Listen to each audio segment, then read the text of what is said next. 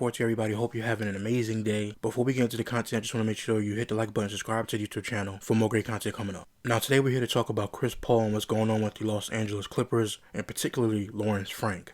Now, I have a quote from Lou Williams talking about Lawrence Frank and how he views himself within the Clippers organization and this whole entire Chris Paul situation. It says, quote, "All of these incidents are coming down to an isolated person, and that person is in charge of a lot of these decisions. This isn't a Clippers thing. It's an isolated issue with Lawrence Frank and the way he's gone about treating people. He has a way of doing business with these guys. It's bad optics. There is one particular person in these scenarios who is the common denominator of how things look and the optics when it comes to these type of situations. Basically, sending home your franchise guy in Chris Paul is a horrible look for the franchise when he's in his retirement year.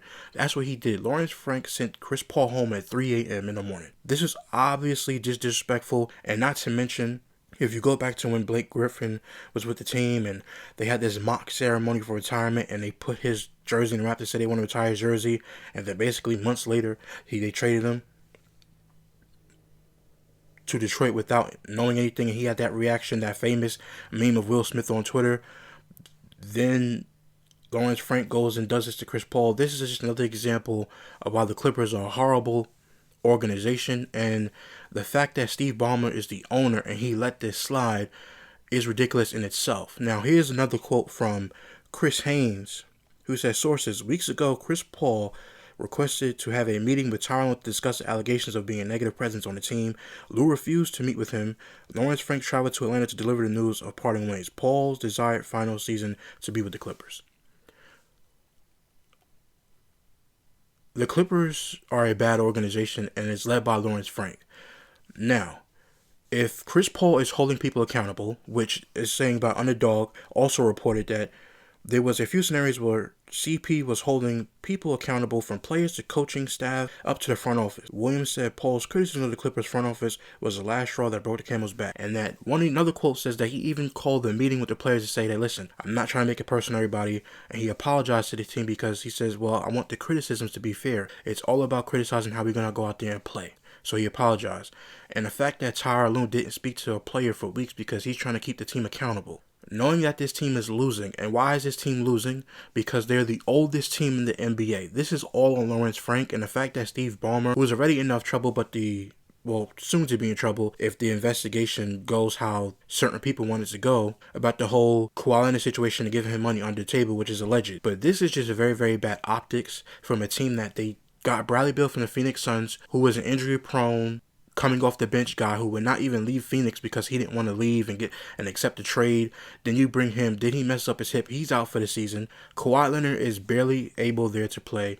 You signed him to a 3-year extension last offseason. You let Paul George go, even though that looks like the best move that you made in the past year. But all in all, this is one of the most disgusting things that you could do to somebody who's lifted up your organization from the Lob City era all the way up until now. You traded Shai Gilgeous-Alexander, who was on this team, by the way. You traded him to Oklahoma City. They used one of those draft picks to go get Jalen Williams, and they won a championship based off of your draft. And not only did they win a championship, you were the Clippers inside the bubble. Everybody was, and I never forget this, everybody's bragging about how the Clippers were the best team in LA and Kawhi Leonard has the keychain on his car. Everybody's making fun of the Lakers because he didn't want to play with LeBron and Anthony Davis and they just let him go. And then when they got into the bubble, they're supposed to be the best team. They had the deepest team in the bubble. And what did they do? They went up against Nikola Jokic, who was very, very young at the time, and they had a 3-1 lead, and they lost in a Game 7 when they blew a fourth quarter lead. This is the stain that this Clippers team has left on the franchise. And I'm not going to give Kawhi Leonard, I'll give him a little bit of credit for getting to the playoffs, but other than that, Paul George took them to the Western Conference Final. Their only conference appearance was with Paul George. Kawhi Leonard was hurt again.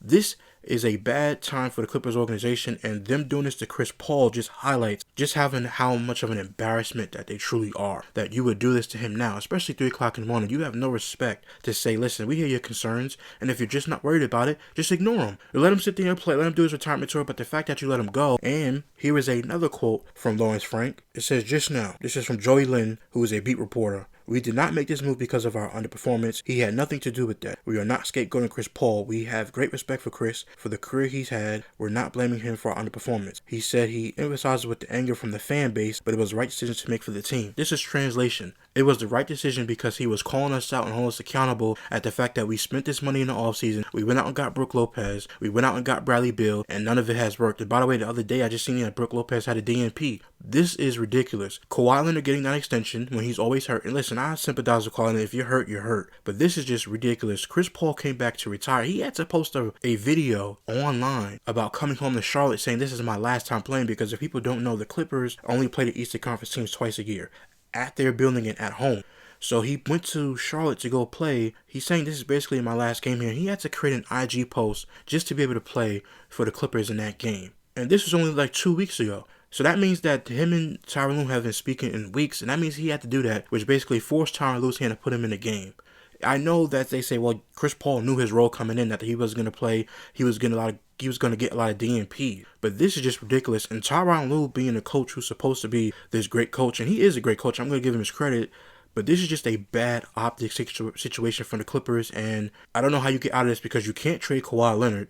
You're gonna trade Brook Lopez. Where are you gonna trade him to? If I'm any team in the NBA to see how you treated Chris Paul, I'm not making any trades with you. I don't want Kawhi Leonard's bad contract. I don't want Brook Lopez. I don't want James Harden. I don't want any of these players that are on this Clippers roster. They should make you suffer. The Clippers should be held accountable and be made to suffer the entire NBA for their disgrace and what they did to Chris Paul. This is just, I can't believe it. And I wanted Chris Paul. Obviously, he's not the same player. He played all 82 games last year with the Spurs. And not to mention, by the way, that same trade, but you sent SGA to the Oklahoma City Thunder, and Chris Paul ended up going to the Oklahoma City Thunder and helped them get to the playoffs within that same bubble. It's just ridiculous. Like this is why the Clippers don't win anything. This is why they're not a winning organization. You let Paul George go, which was fine. Okay, fine, whatever. And yet you kept Kawhi Leonard instead of saying, you know what? While we have some value, we're going to trade him when he was playing healthy that season. You could have traded him, got him up out of there, got some draft picks or got something, and just rebuilt around some young guy. But now you're stuck with a guy who can barely stay on the court. And that's not, like I said, if you're hurt, you're hurt. But Lawrence Frank is truly a terrible executive for this team. And the moves that they've made on this team is an embarrassment. And it goes back to the bubble. If anybody's watching this,